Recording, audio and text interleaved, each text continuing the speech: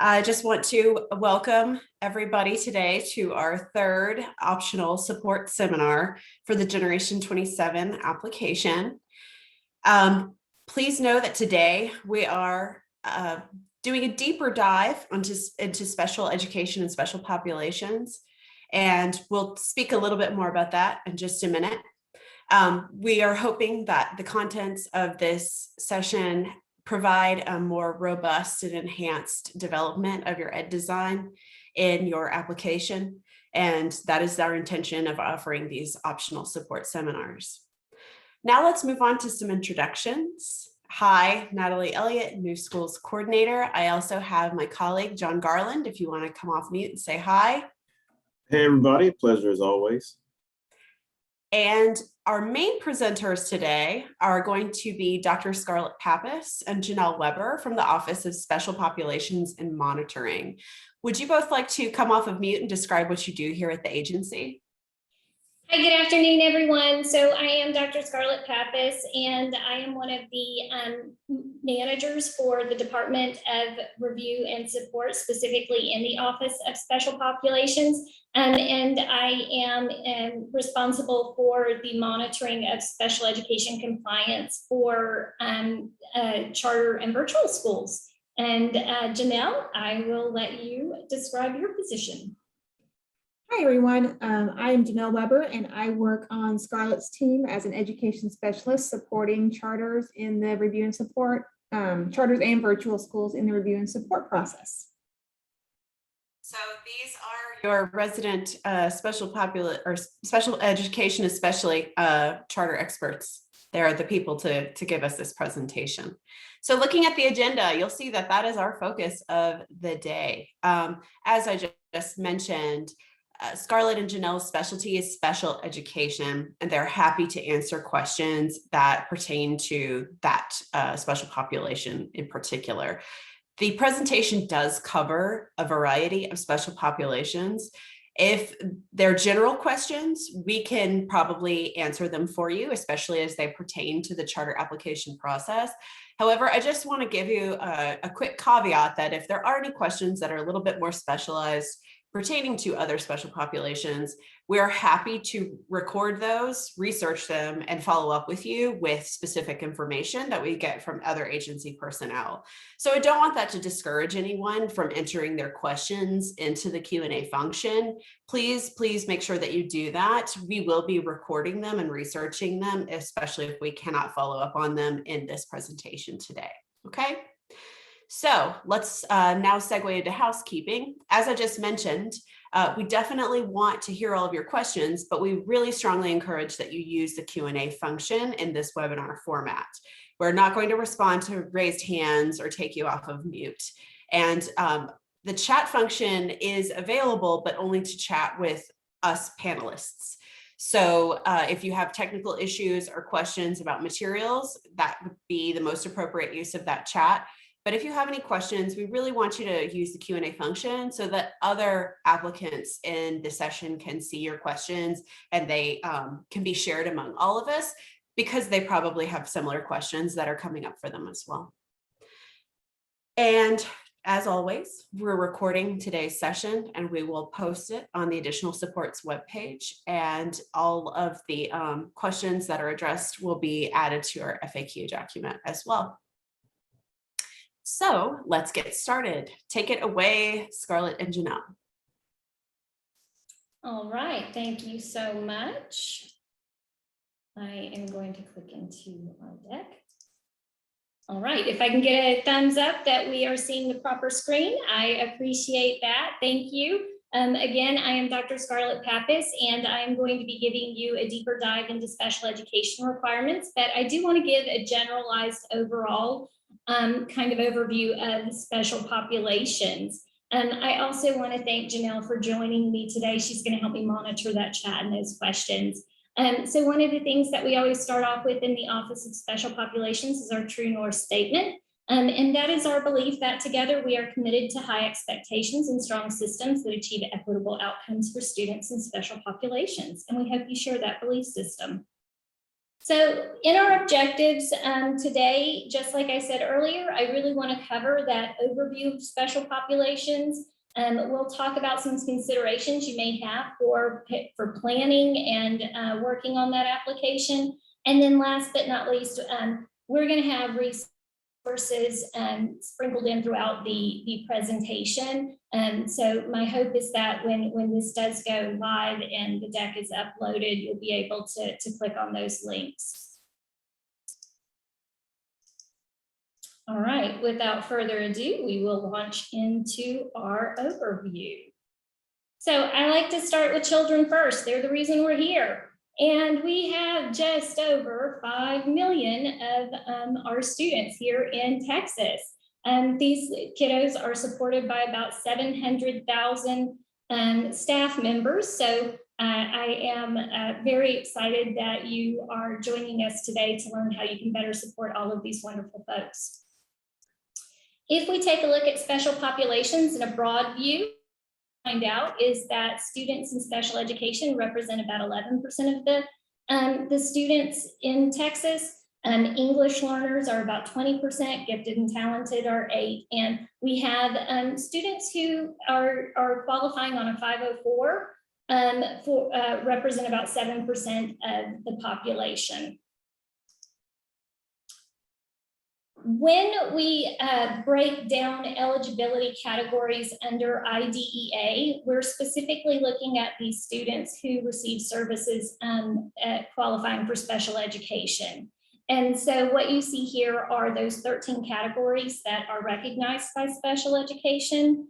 And it just kind of gives you a general snapshot of the numbers and the percent. So again, specific learning disabilities is representing that 31% is of that total 11. Okay, so it's part. And you know, when we look at it, what we really realize is that it's about 1/3 of students with disabilities are qualifying as students with a specific learning disability. Another thing to realize is that when we're looking at this data, it's important to understand that the needs of all learners is not just one-dimensional. Students have needs that span over a variety of these categories in some cases. All right. Our first link that we have for you is specifically to our the department, or actually division website. What you see here are the programs that are supported under special populations. So we do have resources for dyslexia, English language learners. I'm going to cover a little bit on gifted and talented, highly mobile and at risk, and special education. Our department is review and support. I like to refer to us as the as your conscious friend, your person who is monitoring, but we are definitely here to support you and make sure that we're all doing what's best for children. All right, so the first set of resources that I want to highlight from special populations are the dyslexia resources. What we know is that Texas has a long history of supporting the fundamental skills of reading. This history does focus on early identification and intervention for students with disabilities. But one of the things that we do know is that the dyslexia handbook is changing. So I made sure that I put a whole bunch of links up here that you can dig into and access later. One thing that I do want to encourage you to do is to kind of bookmark this site and make sure that you do return to it as things come out of rule with those updates, because we will be providing more resources along the way. So just to kind of give you a little background there, the State Board of Education did give final approval on an updated dyslexia handbook on September 3rd of 2021. And those updates will require some policy and procedural changes for LEAs. So I know you guys are in the application process right now, but it is something that you know will be changing by the time you open your door. So keep an eye on that. Okay, our next program service that I want to highlight is our emergent bilingual. Emergent bilingual is a term that we are changing to in the state of Texas. It's more of an inclusive way of describing our students who have traditionally been identified as English language learners. You will see on all of the federal documents that it does still say English learners, but here in Texas, we are slowly transitioning to the phrase emergent bilingual. So you'll see that more often. I really can't say enough about these guys. I am very, very, very happy to call all of the people who work in group, colleagues and friends. I have given you a quick link here to the EL portal for educators that they have made available. It is a new resource. It is a toolkit that I can't dig into often enough because this is not my area of expertise, but it is certainly something that we must know as educators and to support all of our students and special populations. So again, I want to encourage everyone to learn more about their work and their resources as you consider how you're going to support students with who are identified as English language learners. Specifically, they have resources for accountability and compliance. We'll talk a little bit about LPAC, and they do have tools for professional development and program implementation. Okay. I feel like I'm moving at a racehorse pace. Another one of these resources that I am proud to share is the Gifted and Talented Resource Library. Here, we really want to remind everyone that as the state grows and the population changes, educators must continually evaluate how to best serve all learners, and that does include our GT population. We want to remind everyone that GT students come from various cultural, linguistic, and socioeconomic backgrounds. And we do have students who are identified as twice exceptional. And what that means is that a student can be both GT and have a learning disability. So again, when we work in special education, we have to know a little bit about all of it. All right. Our highly mobile and at risk and mental health supports, what we've done here is linked you to a variety of resources that they have for students who are identified under this category of at risk. These supports address the unique needs of statutory requirements for highly mobile and at risk students. What we're really trying to do as a division is increase awareness, build capacity, and improve the TEA supports, resources, and tools available to Texas public schools. And last but not least, in our program area, we do have special education. So our program, folks in special education have a ton of resources, just like all of our other areas. But what we did here is we tried to capture them into 4 primary areas. We tried to categorize them, if you will. So if you are looking for all things that are the latest and greatest in data regarding special education, this is going to be a set of resources that you can dig into quickly. If you are looking for ways to think about resolving disputes with stakeholders, this would be the area where you can learn all about dispute resolution process. If you are looking for technical assistance, you want to do a deeper dive into special education law, policy, statute, and of services, technical assistance guidance is here for. And last but not least, we have been working to put together a variety of family resources so that all LEAs can easily access some of those materials. All right, now that was a lot, fast and furious and high level. I do see that we have some questions and I do see that we have some chats. Janelle, can you help me out and let me know what's going on there?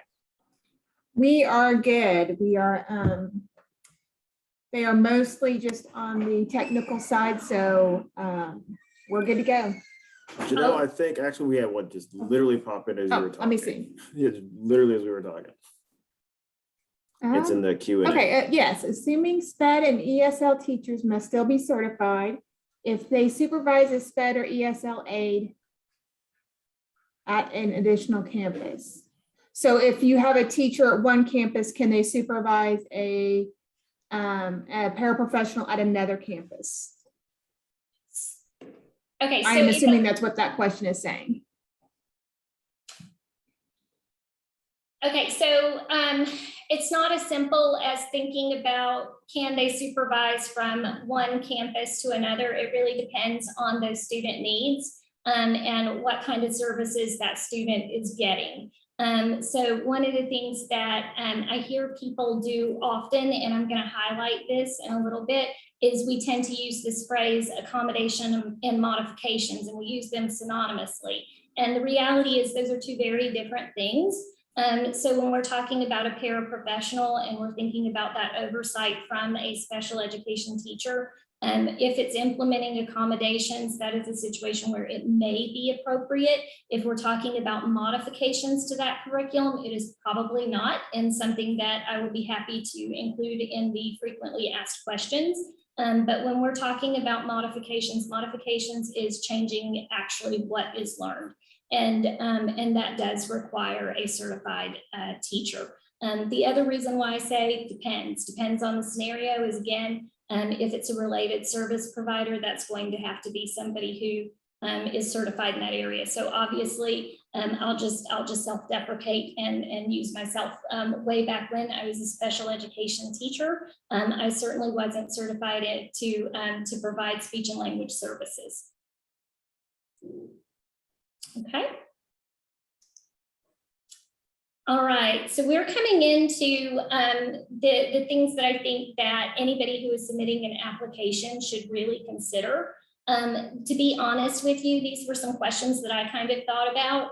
And I think about these in terms of anybody who is getting ready to open a new school, much less an LEA at the district level, charter or ISD. So the first question is, always considering that universal design for learning, how will those principles be implemented in the general education setting? I also want to know what are the processes in place for students with IEPs who transfer in from within the state, but also think about these students that come in to our state from out of state. The laws are sometimes a little bit different. What processes are in place for students IEPs who might be identified as English learners? We talked about that a moment ago. And we also want to know what actions will be taken for students who aren't making progress in the general education curriculum. We want to know about those identification procedures that you have. The most basic question is who supports special populations? Well, of course, it is everyone. The reason I put this here is one of the things that I noticed when I was reviewing applications is that sometimes we like to keep all of our information about special populations in one category or under one heading. And I want to let everyone know when we're reviewing those applications, these are students who are students, period. The application should be you should be thinking about special populations throughout the entire process. We're certainly going to review all of the application and all of those appendix sections. So again, when we're thinking about who supports special populations, it's everybody at every level. Special education requirements are the same for all LEAs when it comes to IDEA and the way they view it. So one of the things that I want to make sure everybody realizes is that admissions cannot be denied to students who have an IEP. You're definitely going to need to know about child find and comply with those statutory requirements. Academic, functional, and related services according to the IEP must be implemented. So when you get those transfer students, if you have a student who is coming to you who has already been identified as a student with an IEP, it means absolutely getting those services in place as quickly as possible. There are actually timelines around it. We need to make sure that you're aware of least restrictive environment requirements. And then last but not least is that special education certified staff topic that we were just talking about during the Q&A. And here's where we tried to cover that a little bit for you guys. I'm not going to read to you. Instead, I am going to just highlight this Code of Federal Regulations so you can dig into this on your own at another point. I know legalese is just so much fun to read. But the federal regulation means that certified professionals must provide services for IEP goals and related services. So providers, these providers would include special education teachers, speech and language pathologists, occupational therapists, physical therapists, and any other provider that a student may need. This is one of my favorite topics, contract considerations. So charter schools and ISDs doesn't matter, and a lot of folks contract with vendors to provide services. That the end of the day, the one thing that I need everyone to realize is that the LEA is who's accountable for oversight and provision of those services. So when you are working on those contract agreements, a big part of that needs to be what is going to be your actions to ensure that those guidelines are being carried out and that students are receiving their services. I really want to highlight that. I almost want to say it a second time. The reason I want to say that is, again, you guys are going to have to develop that internal system to ensure that those services are being provided according to the IEP. And the reason is if it is, if there is a time where we realize that these services haven't been carried out, it may result in corrective action or in compensatory services for those students. And so this is one of those areas that can become a slippery slope because sometimes people think, oh, I contracted it out, they got it. Make sure they do, because it's really you that is responsible for those services. As you put your application together, another thing that I encourage people to consider, and some of this is really outlined for you in the application itself, so this isn't new. I'm sure you've already done this in a lot of ways, but think about services that are provided by those area LEAs, because as those students transfer into you, those services that they were receiving may be services that you now need to provide. You of course want to know what's available, what support is available from the Education Service Center, from your ESC. Definitely curious about those boundary demographics and how you are choosing your curriculum resources. And another phrase that we use in special education a lot is that continuum of services. What does your continuum of service model look like? I'll go into that. That is related to least restrictive environment. So when we refer to the least restrictive environment, what we're talking about is the maximum extent appropriate for a student to be with their non-disabled peers. And so the idea here is that when we remove a student for special classes, separate schooling, or other removals for a child with disabilities from the regular education environment, we only do that when the nature or the severity of the disability of a child is such that the education and regular classes with the use of supplementary aids and services can't achieve satisfactory results. So having said that very specific statement that kind of comes from the guidelines, what we really want to highlight is that we are always starting with general education as the first consideration. I didn't highlight here in bold, we do have that least restrictive environment. That placement is determined at least annually. That will be part of the IEP meeting that does occur every single year. Part of the reason is it can change. A student's needs change, and as those needs change, their placement may change. So the least restrictive environment mandates for charter schools, like all public schools, that the continuum includes placement options that are allowable under federal and Texas code. In the state of Texas, there are 11 instructional arrangements for least restrictive environment. The 4 you are probably most familiar with are mainstream, which is when the student receives services almost exclusively in the general education classroom. The next instructional arrangement that we see in a lot of LEAs is a resource room or resource services. This is when the student is predominantly in the special education, generally in the general education setting more than 50% of the day, but they do leave the general education setting for any given amount of time, less than 50%, to get some more intensive instruction, something that is specially designed. In self-contained settings, what we are looking at is the placement of a student who is receiving the vast majority of their services in a special education program. So they are not with non-disabled peers for in excess of 50% of the day.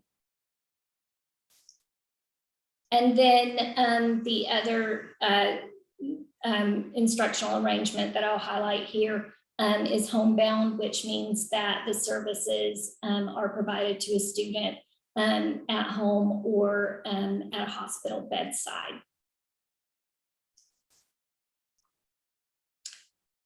Placement considerations change over time, like I said earlier. So every single year, you are going to want to think about the individualization of that student. And so what I mean by that is what services are already placed? Where are they currently? And is it successful? Does it need to stay the same? Does it need to change? Does it need to become more restrictive? Does it need to become less restrictive? So again, you're looking at where they are in that continuum and what services have been provided, and then you're assessing the student's needs. You're definitely going to need to consider what that continuum will look like as that student continues to make progress, and the appropriateness of inclusion. And then also thinking about how those accommodations or what modifications may be needed to provide those services. What I linked here is just a general guidance document. It's a brief on least restrictive environment from the IRIS Center at Peabody at Vanderbilt. I linked this in the last meeting that we had, but I'm going to put it here again. The IEP is the centerpiece for IDEA and federal legislation. And this is really the meat and potatoes of your ARD meetings. This guidance document is our technical assistance guide specific to developing that IEP. When we think about IEP content considerations, we're thinking about those elements that are going to procedurally allow us to implement that IEP. So a lot of the topics that fall under this area are going to be those accommodations or modifications. Really pay attention to frequency and duration of services. That is where the student is going to receive services and how often by who. We also need to know that extended school year is considered by every LEA for every student with disabilities. We want to know about transition supports for those students who have a transition supplement. That again is a whole topic I could do an hour on. And then finally, is there any specialized training that needs to occur for that student to receive services? three areas that we see non-compliance in, particularly for charter school non-compliance, does fall under that IEP development and IEP content that we were just talking about. The other area that we see charters having a lot of problems is under properly constituted ARDs. I would say probably the reason that we see the properly constituted ARDs happening or citations in this area is because a lot of times you have multiple people wearing different hats, and that's okay a lot of the time. But when it comes time to sit down at an ARD meeting, we have very specific guidance on, well, actually it's not even guidance, it's rules about who can serve in dual roles and who can't. And I won't go into all of those explicitly, but as we continue to review this process, we will specifically look at who must be in ARD meetings and then who are the additional participants that may. The team of review and support, myself and Janelle, the reason why this slide is here, we are your friend in the sense of let us help you stay compliant. And the reason I say that is we do represent review and support. So we are continuously looking at improvement in the process throughout Texas. Our quality of service is really dependent on how great the service is for students in the state of Texas. And so we have a differentiated monitoring support system that we will definitely guide you through cyclical and targeted monitoring way on down the road. But I want to let you know that these systems are in place and do exist. We do have a results-driven accountability system, and we do have dyslexia monitoring. We do this from a place of supporting customer service. And so we want to make sure that we are providing those supports that enable you to provide compliance services to students with disabilities. And so we have a variety of tools that I've got bulleted here. I won't go through each of them itemized, but those are resources that we'll talk about. I'll talk about the self-assessment in a couple of minutes. But other than that, this is something that is kind of more down the road after a charter has been opened. Again, some of the things that you may want to even subscribe and start following are these trending topics in special education. Basically, we take, I believe it's 3 times a year, where we what's happening as we monitor and say, here are trends that we're noticing, here's guidance, here are frequently asked questions, here are things that we need to work on as a state to make sure that we maintain compliance or improve it. This is that self-assessment that I mentioned a minute ago. I have to say, I'll just give you guys kind of something that a special education director told me a couple of years ago.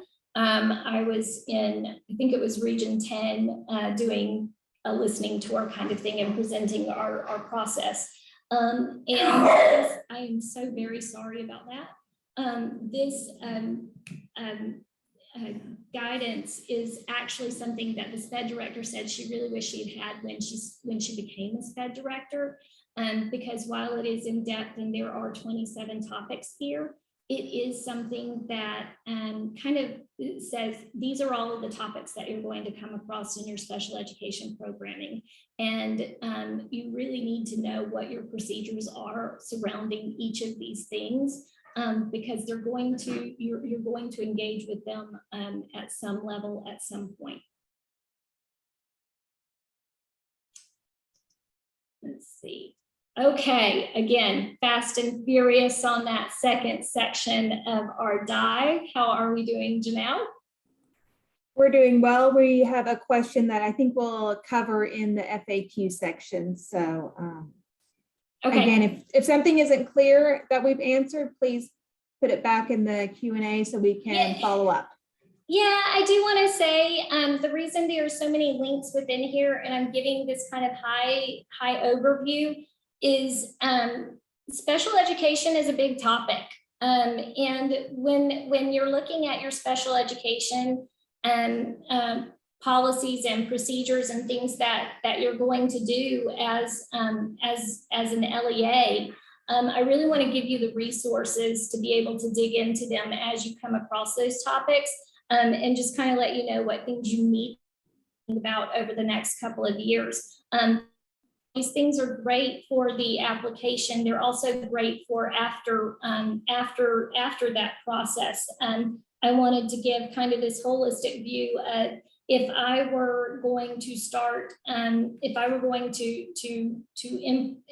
to start a school, so to speak, what are the things under special education that I would absolutely want to know that I had in place before those doors opened on day one? And so that's how this deck was really constructed. Yeah, our FAQ didn't beat around the bush. I kind of got some questions from you guys, and I put them right here in the deck. And one of those first questions was, what is Section 504? So Section 504 plans are formal plans. They do have committees that develop them. And the purpose of the plan is really to cover any condition that limits daily activities in a major way. We'll talk about what that means too. Students who are eligible for a 504 plan are any child who has any disability that is not already provided services by an IEP. And then the disability must interfere with that child's ability to learn in the general education classroom. Things that we have in a Section 504, some of them are very much in common with an IEP. Section 504 plans do often include accommodations, and some of those accommodations may include changes to the environment. The examples that we've given here are taking tests in a quiet space.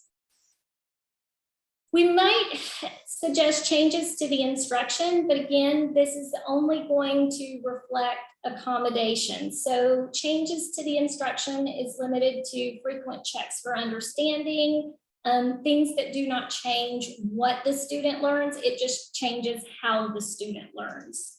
And then here we have that really kind of just enunciated, which is changes to how the curriculum is presented versus what is presented. And last but not least, just to, I guess, beat the dead horse because I was having some fun with our animations, we do have that reminder that accommodations don't change what the student learns, just how the students can access the content. So that begs the question, so what's the difference between an IEP and a 504 plan? So we kind of put this graphic together, this wonderful Venn diagram. The first big difference between these two is that they fall under two different federal laws. So an IEP is required under the Individuals with Disabilities Education Act, under IDEA, whereas Section 504 is literally Section 504 under the Rehabilitation Act, which is part of your civil laws. When we are talking about disability and eligibilities, we have those categories that are very specifically outlined under IDEA, whereas Section 504, it can be any disability that significantly impacts a major life function. And so some examples there would be things that include breathing, working, executing self-care, walking, learning. It could be a variety of disabilities. The other difference between these two is that while the student may have a disability that impacts their major life function, they really are able to still attend school, provided accommodations to access to access the general curriculum. And so services that alter the learning environments through accommodations only, whereas the IEP will cover, it includes accommodations. This is something that they do have in common, But we also have modifications that can be put into place for students. The other major difference is that we do set formal written goals and objectives for students. The other major difference is that the curriculum is not customizable on a 504, and that's where we go back to that idea of modifications and differences, because again, we're looking at that education plan, and so we're looking at, okay, what is most critical and urgent for that student to learn in this one, in this next year. So it is very much set specific to the student's needs. Both are reviewed annually. Neither one costs anything to families. They both include accommodations, and they're both mandated by laws. You will have to apply both of them as they're appropriate to each student's situation. So who qualifies for special education? There are those qualifying categories. You can see them on our guy's brain here. I won't list them out for you, but a student who is eligible to receive special education services or related services is a student who has a disability, and as a result of that disability needs special education and related services. When we say that they need special education and related services, we're really talking about specially designed instruction, and I'll get into that in just a couple of more minutes. I'm going to for a second. Let's see. One of those bubbles that I gave you, procedural considerations, is child find. When we are going into our child find regulations and policies, we need to understand that all LEAs and charter schools must identify all students in need of special education services. For students ages birth to 21 in need of special education services, we really have an obligation to identify, to locate, and to evaluate those students. Evaluation provides information to assist in determining whether that student has disabilities, that need for those specially designed instruction, which again is what kind of defines special education, what's special about it, and any of those related services that are needed. The other thing that we're looking at is a need for evidence-based interventions to how we monitor that student's progress. And again, this is why we have that IEP. I said this in our last presentation, and we put it here again. This comes from guidance that we've had, and it's very specific that LEAs and charter schools may not take a passive approach, that they must seek out IDEA eligible students. One of the resources that really allows LEAs to dig into that and look at what are the requirements is the guidance document that we have here. This is the technical assistance that is very specific to child find and evaluation. I'm going to give you a high level, broad overview of the process for child find to IEP. So this whole process generally starts when a child is identified as possibly needing special education or related services. However, we do not move into an evaluation process until prior written notice has been provided to the parents, and we have parental consent to engage in that evaluation process. The child is generally evaluated, and a written report is completed. That is going to be your initial evaluation. After that initial evaluation, an ARD meeting will be held, and in that meeting, you'll decide if the student qualifies for that disability. And last but not least, we will determine if the student is eligible, then an IEP will be written and put into place. There are timelines that govern these things. And like I said, this is very high level. So definitely dig into those resources for the specifics. Tips for child find. One, it's not a one and done. Orientation, training, and documentation systems need to be reviewed annually. Take that active approach. I have been on campuses where people seem to be kind of afraid of child find. Please don't be afraid of child find. Just know your policies, know your procedures, and know what to do.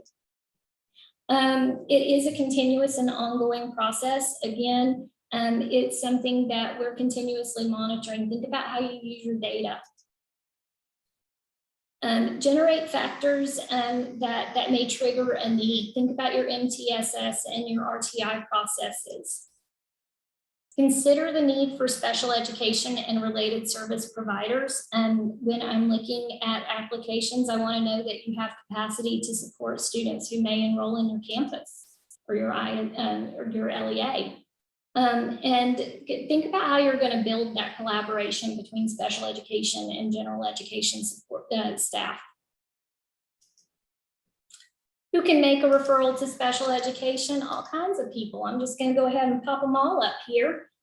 Sometimes you'll get that request from a student's parents or legal guardian. Sometimes it'll come from part of your staff, and sometimes it'll be someone else who engages with the student through one of their care services.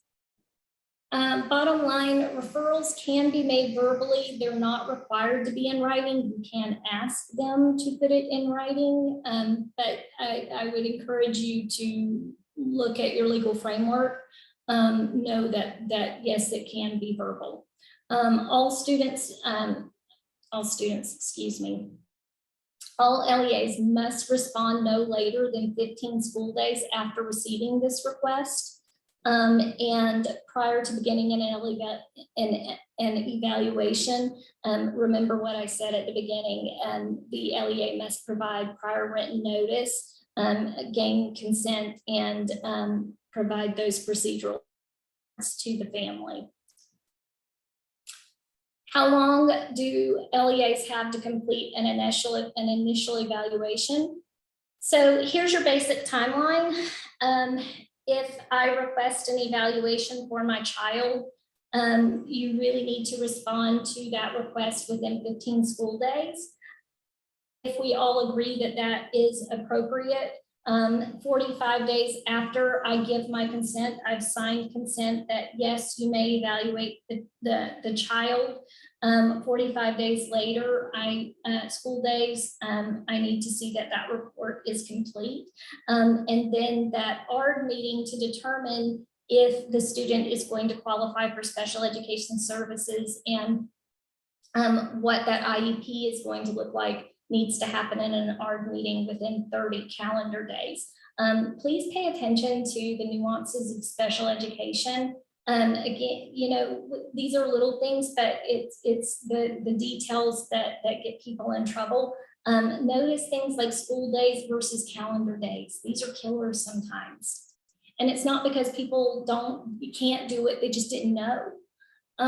So back to this is again, our ARD meetings. The required members versus people who are additional participants. So your required members are the parent or the adult student, the general education teacher, the special education teacher, an LEA representative or ARD administrator, and an individual who can interpret instructional implications of those evaluation results. Additional participants who may be required or invited based on the student's disabilities could be anybody who has knowledge or special expertise on a related service. Maybe the student with a disability. This is especially true when we have our students who are transition age. An agency representative. It may be an LPAC member for our students who are identified as emergent bilingual or as English language learners. Your career and technical educators, your CTE reps for your high school kiddos. Your, I am so sorry, we have alphabet soup here for our TVI is going to relate to our visual impairments. So that is our teacher of the visually impaired. Let's see, our TODHH stands for our teacher of deaf and hard of hearing. You may have who you need to engage with for our early childhood intervention. And last but not least is we do have LEAs that require juvenile justice alternative education program participation. Please also remember that the parent or adult student can invite anybody else that they want to participate in that meeting. All right, so what is specially designed instruction? The term specially designed instruction really refers to how the content, methodology, or instruction will address the individual needs of the student. Specially designed instruction is provided at no cost to the parent to meet the unique needs of the student with a disability. Typically, when we see, when we're talking about specially designed instruction, what we're really looking at is that delivery of services.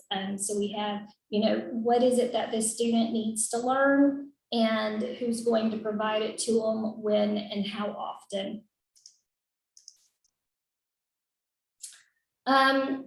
The other thing that came up in our last meeting was special education transportation. It's essential to understand that charter schools must include transportation as a related service. The ARD committee determines if a student will require transportation as related service to attend or participate in any academic services, extracurricular programs, and related services. The IEP must describe the way in which the transportation services will be provided. The thing to know here, and this is what you'll find in this technical assistance section of the IEP that kind of covers transportation. IDEA defines transportation as the travel to and from school and between schools, travel in and around school buildings, and any specialized equipment such as special or adapted buses, lifts, and ramps, if required to provide transportation for a student with a disability. So again, it is specific to the student's need. Here is a slide that just kind of gives you all of the technical assistance for each and every one of the resources that I utilize to put this deck together. I wanted you to have all of the same resources that I use. They're all publicly accessible. And last but not least, these are two of our networks that I really advise people dig into. One is the Child Find Evaluation and ARD Support Network. Obviously, you can see that they cover the 101 of ARDs and some of those best practices.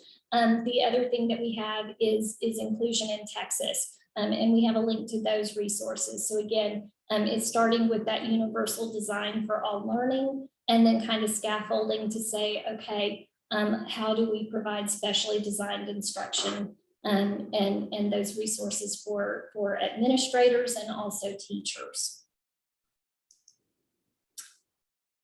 And I feel like I went through that at a lightning speed, but I want to be respectful of your time, and I want to give plenty of time for questions. So my name is Scarlett Pappas. You have my direct number to the office and my email. Janelle is here with me, and we do have Morgan Phillip Hubbard, who is also on our team, but unfortunately she had to meet with an LEA during this time, so she couldn't join us. What questions do we have left? We don't have anything open right now, so if something pops into your head right now, drop it in the Q&A. Yeah, we have about 3-ish minutes to take any last questions before we close out.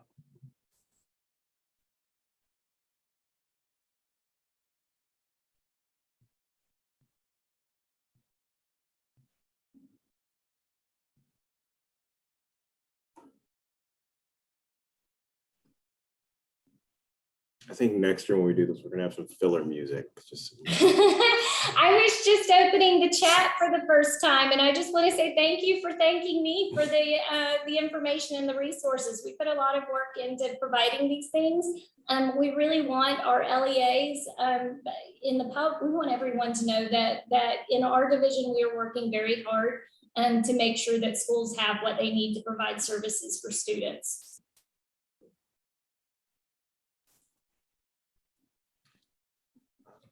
We had a question come through. What are the requirements of child find?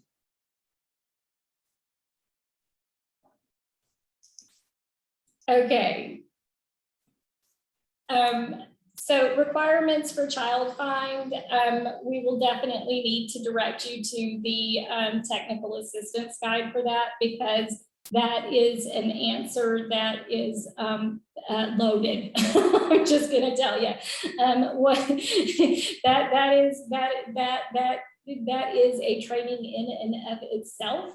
I will give you all of those tools and those resources. The high level is what we went over today, which is what is required is making sure that you are able to identify, locate, and evaluate the child, that you have the capacity to do that, and the resources to do so in a proper way. As far as the specifics of it and the nuts and bolts, we will get that to you, and we will support you in making sure that happens. I'm dropping the legal framework and the child find network into the answer too.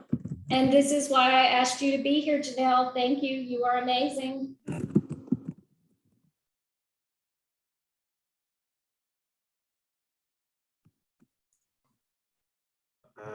It looks like we have a question about clarifying school day versus calendar day.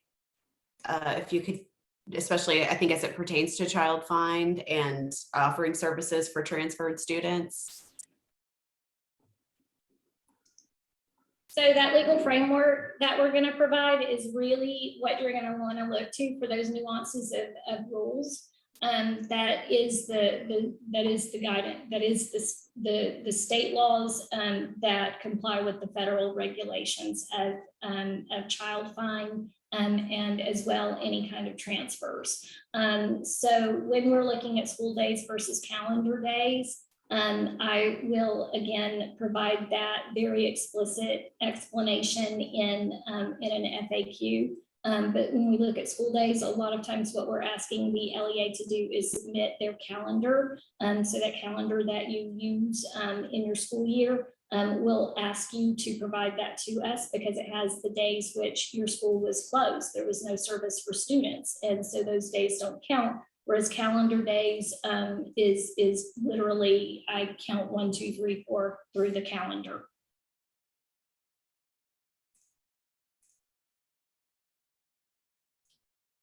Okay, it looks like we are caught up in the Q&A. Does anybody have a last call for any questions that could be answered inside of a minute, which is not many when it comes to special education? Although Scarlett and Janelle are doing a bang up job. We've been working in special education for a minute. We've done it just a little while. Just a little while, yeah, I was gonna say. Okay, folks, if we don't have any other questions come through, then I'm going to go ahead and close us out. Again, if you ever have questions pertaining to aspects of the application and need clarification, please reach out to the charter application inbox. That's what we're here for. And anything that we can't answer, that's when we turn to our friends in other divisions like Scarlett and Janelle and ask them for clarification. We really appreciate you being here today. Just know that special populations is an area in external review that is consistently flagged, and a lot of the submitted applications that we received as a place for growth. And, Scarlett also shared that she had reviewed applications and has seen a lot of those similar concerns. So we really wanted to take the time and provide extra resources for you all to dig into so that you have a more robust proposal, especially when it comes to serving special populations. So we really appreciate you joining us here today. One more thing that I would like to remind you all of is that next week we'll actually not have a support seminar on Tuesday. Much of our division, including our team, are going to be off-site. And so we will not be available to host a webinar, but we will have one the following week. So not next week, the 9th, but it will be the next session will be on the 9th, Tuesday the 9th. So not next week, which I think is the 2nd. We're skipping a week. That next one, however, pertains to budget alignment and CSP grant allowable funds, which are also big question mark areas when just a place we see a lot of questions from applicants. So that's going to be really valuable information as well. We'll also have office hours later this week if you perhaps come up with some special education or special populations questions as you work on your applications throughout the week. Again, huge thanks to Scarlett and Janelle for presenting this very robust information. It was really, really wonderful. We really appreciate y'all taking the time to help us out here. Okay, thank you everyone. Have a great rest of your day. We will see you in a couple of weeks for our next support seminar. Thank you.